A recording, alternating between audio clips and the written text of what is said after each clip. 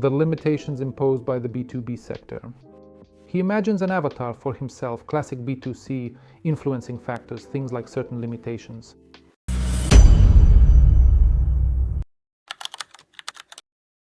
Let me tell you about the key differences in marketing between business to business and business to consumer. The answer is very simple, but I'll try to elaborate. To expand on it, the difference lies in the decision-making ecosystem. The key point is that the difference between B2B and B2C in terms of marketing actually lies purely in the decision-making ecosystem, not in the marketing of products or services. That's a completely different topic, a different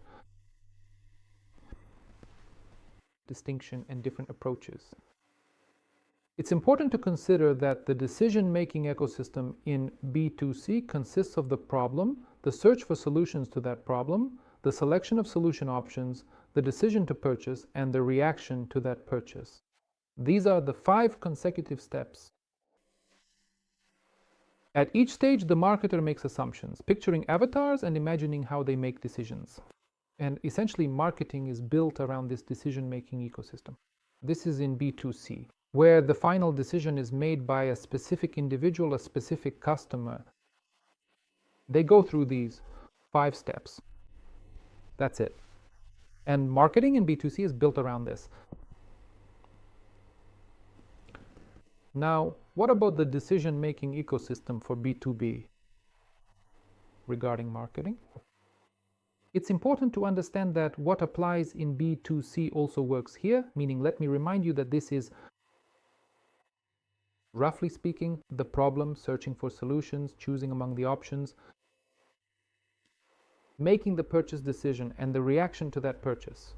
But in B2B, additional factors come into play, such as constraints, certain procedures, approvals, and influencers.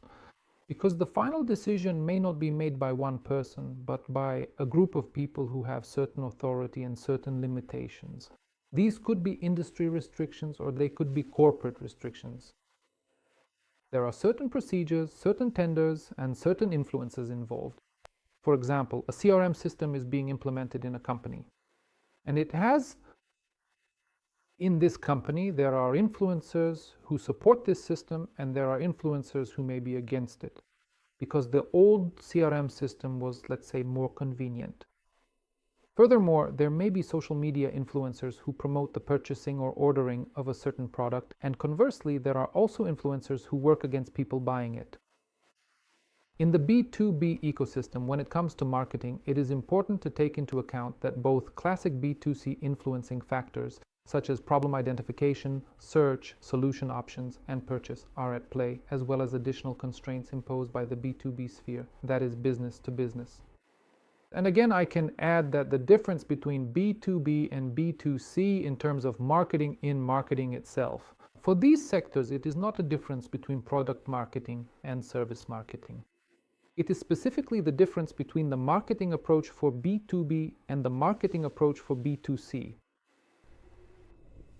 Marketing for B2B and for B2C. AWeb Digital Marketing Agency. Welcome.